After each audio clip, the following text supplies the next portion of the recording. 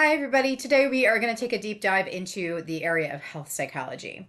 So, health psychology focuses on the role of psychological factors in terms of our biological function and our overall health. And it takes a specific emphasis and look at how it impacts illness, chronic illness, and healing. So years ago, several decades ago, the primary cause of death throughout history was going to be infectious diseases and viruses, for which there was very little understanding of cause and treatment, and we just hadn't developed antibiotics yet. We hadn't developed vaccinations yet. And so that was what really drove people's mortality. But now that we have made advancements in hygiene, in diet, in vaccinations, in modern medicine, and the use of antibiotics, that's not the case. And one of the largest competing elements for mortality is going to be the impact of stress on the body. So we have something called behavioral medicine, and this is knowledge that we take from the social sciences and the behavioral sciences, and we use it in an attempt to prevent and diagnose and treat physical ailments. Health psychology is a subfield of behavioral medicine that focuses on those psychological factors that directly impact health and bodily function. It's not a secret at this point in the game that stress is really bad for our bodies. It's really bad for our minds. It's really bad for our emotional and mental health. But it's inextricably related to biological function and also biological malfunction. So the stress is just the physiological response to an individual who is under stress. When we undergo stress, our body secretes a hormone called cortisol to manage that stress. And cortisol is essentially it's a hormone that is there to protect us in circumstances of intense stress where our welfare or our lives are in danger. And what it does is it produces that fight, flight, or freeze response. And when that hormone is secreted, all the functioning of parts of your body that are non-essential to immediate survival are diverted to the parts of your body that need to fight or flight. So all of the resources that are being sent to your major organs, to your digestive system, they stop going there and they reroute to other parts of the body so that you can get immense strength and immense speed and do what you need to do to protect yourself from immediate harm or death. It's supposed to be temporary. Okay, this is supposed to be temporary. In instances, this is an evolutionary response to when we were hunters and gatherers and we came upon a bear or something in the woods, a grizzly bear that was trying to kill us, right? This is literally what that response, evolutionarily speaking, was created for. However, we don't encounter bears too much regularly. Fingers crossed. But we still have that fight or flight reaction anytime cortisol is released. But cortisol is released when we're under stress, period, right? And it's meant to be short term. And the problem is that here, in modern day, we are under constant, tremendous stress, which means we get those cortisol bursts with far too much frequency. And while it helps you in the short term, if you have them chronically and if that cortisol, is always up and it never comes back down and you never manage to, level out, it's actually really damaging on the body, okay? Because it's depressing the normal bodily function and that's going to inhibit your regular function and health.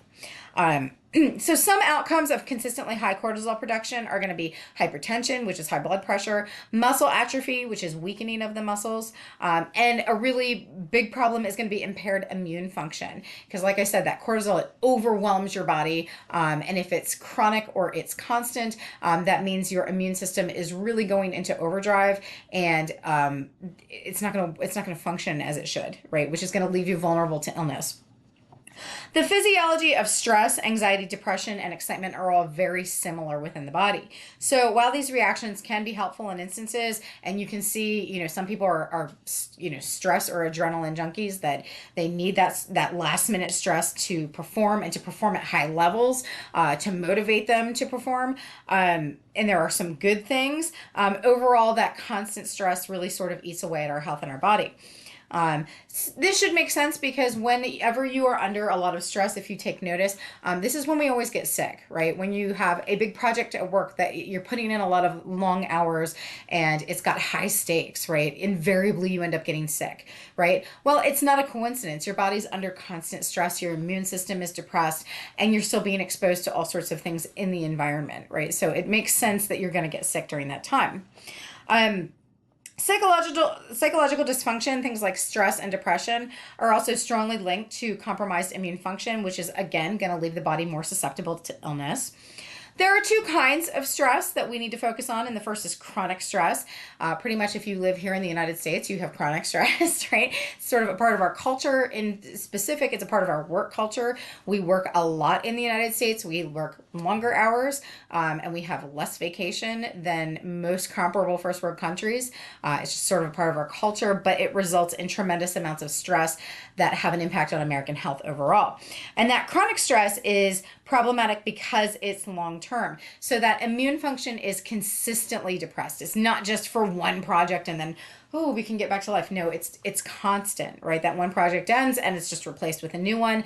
And that chronic stress just continues and continues and continues, resulting in more physical illness and more problems. Acute stress, on the other hand, is short term and it does not maintain. Okay. Want to introduce the concept of psycho-oncology. Okay, and psycho-oncology is the study of psychological factors that impact health during the course and treatment of cancer.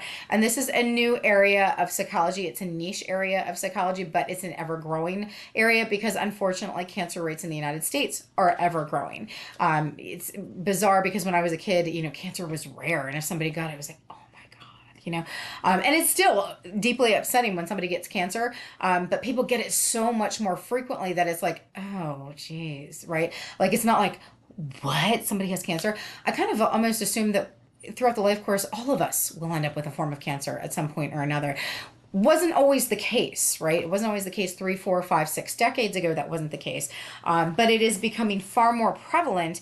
And therefore, there is this area of study to, study the psychological impacts of that treatment because the treatment is overwhelming, right?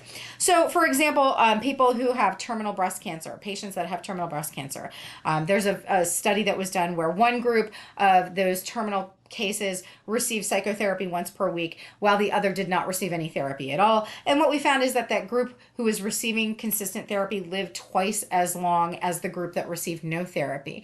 And the thought process behind this being that therapy teaches us stress coping mechanisms. It's a form of support. It's a form of social support, and it alleviates some of that stress, some of the psychological and emotional negative impacts. And that, if those are present, they're going to hasten the advancing of the illness. We've seen similar things with AIDS patients. The AIDS patients obviously have tremendously high levels of stress and depression. Those who suffer from AIDS, who have low levels of social support, they don't have a support network, we find often have faster progression of the disease because they have more negative psychological impacts.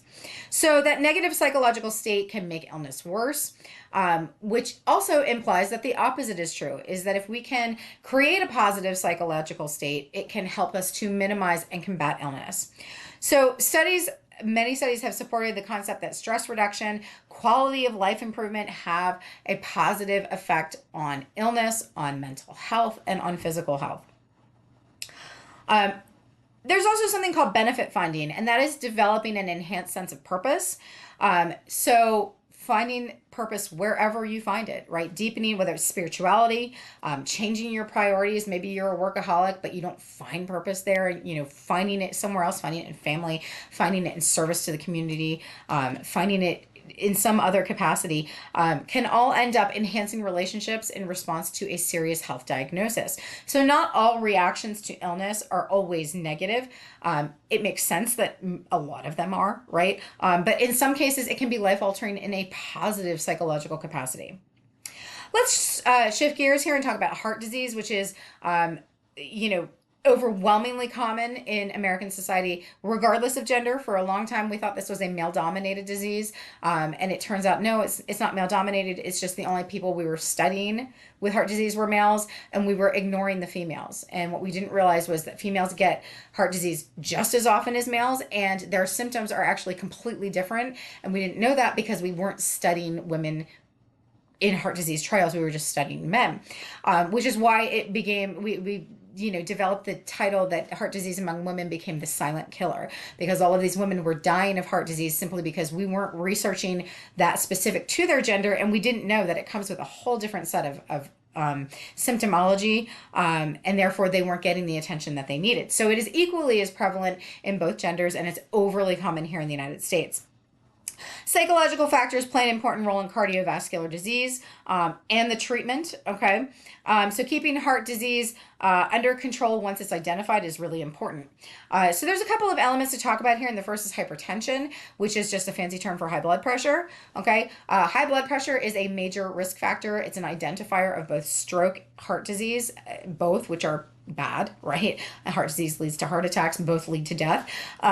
Stress and anger and frustration all combine and can contribute to high blood pressure. Most people are not even aware that they have a blood pressure problem until it is diagnosed. Okay. So, it's important to stay on top of that, recognize it.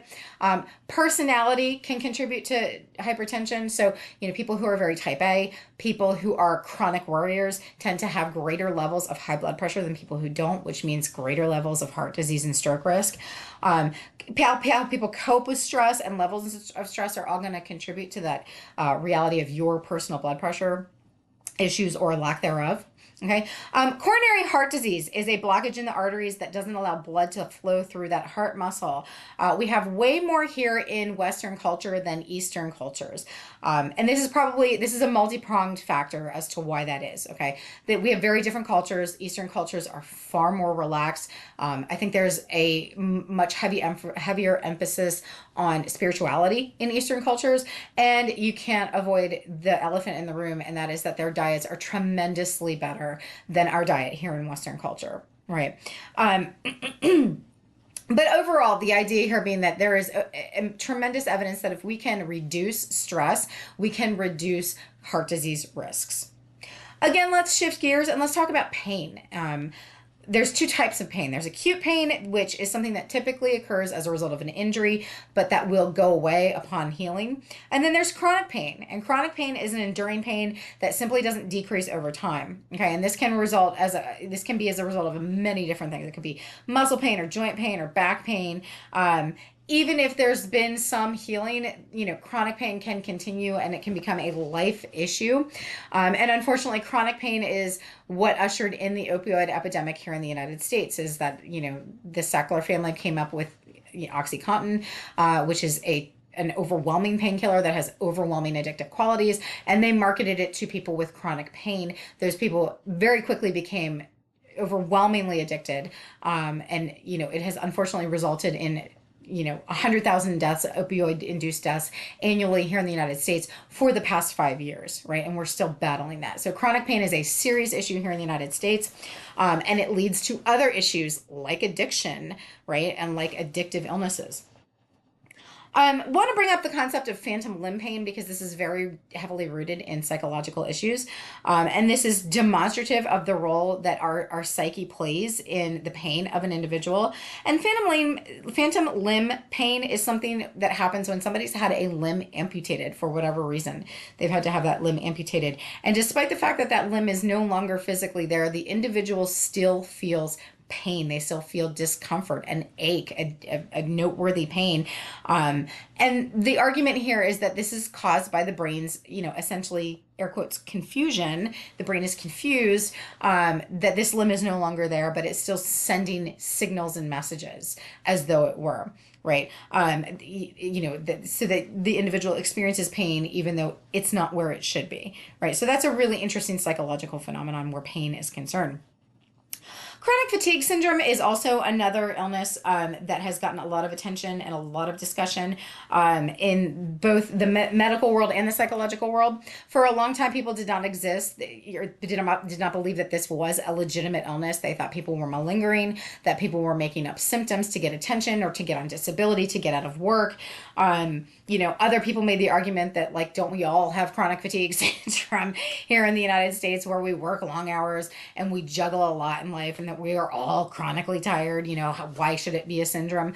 But ultimately, after several decades of research, it has been conclusively determined that this is definitely this is an illness. And in many cases, it can be a debilitating illness, right? Where people experience overwhelming symptoms of exhaustion, despite the fact that they exhibit very little physical exertion.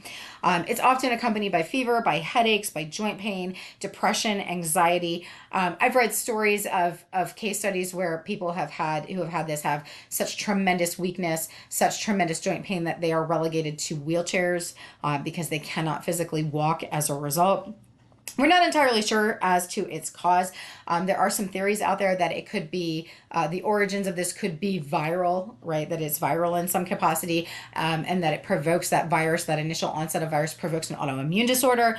And then there are others who argue that this is just a powerful reaction of the body to ever-present stress. We get back to that constant monster, that stress monster, right? That eats away at our physical health and our mental health. So what can we do about all of these issues in terms of psychology and our psychological welfare, and how we can try and enhance our psychological welfare to enhance our physical health? One of the first things that we can do is something called biofeedback. And biofeedback is making people aware of their bodily reactions, such as blood pressure.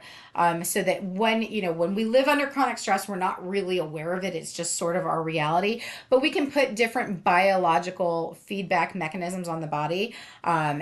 Some people, you will sometimes wear like a heart monitor for 3 weeks or a month, and it's gathering biofeedback, and then you're going to go back to the doctor after wearing it for a period of time. The doctor's going to say, well, we really saw this spike here, or we really saw this dip here. What was going on when this happened?